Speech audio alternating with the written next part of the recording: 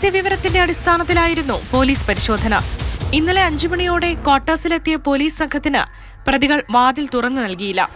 തുടർന്ന് വാതിൽ ചവിട്ടിപ്പൊളിച്ചാണ് പോലീസ് സംഘം അകത്തു കയറിയത്. നുച്ച്യാടുള്ള വാടക ക്വാർട്ടേഴ്സ് കേന്ദ്രീകരിച്ചായിരുന്നു ലഹരി വിൽപ്പന. നുച്ച്യാട് സ്വദേശി മുബഷീർ, കർണാടക സ്വദേശികളായ അബ്ദുൾ ഹക്കീം, കോമള എന്നിവരെയാണ് റൂറൽ എസ്.പിയുടെ പ്രത്യേക സ്ക്വാഡ് പിടികൂടിയത്. തുടർന്ന് നടത്തിയ തിരച്ചിലിൽ MDMA കണ്ടെടുത്തു. ലഹരി വിൽപ്പനയ്ക്കുള്ള കവറുകളും അളവ് യന്ത്രവും പിടിച്ചെടുത്തു. പോലീസിനെ കണ്ടതോടെ പ്രതികൾ കയ്യിലുണ്ടായിരുന്ന MDMA വാഷ് ബേസിനിലിട്ട് തെളിവ് നശിപ്പിക്കാനുള്ള ശ്രമം നടത്തി. എന്നാൽ ഈ ശ്രമം പോലീസ് തടഞ്ഞു. സംശയം തോന്നാതിരിക്കാൻ നിരവധി കുടുംബങ്ങൾ ഒന്നിച്ച് താമസിക്കുന്ന ക്വാർട്ടേഴ്സാണ് ലഹരി വിൽപ്പനയ്ക്കായി സംഘം തിരഞ്ഞെടുത്തത്.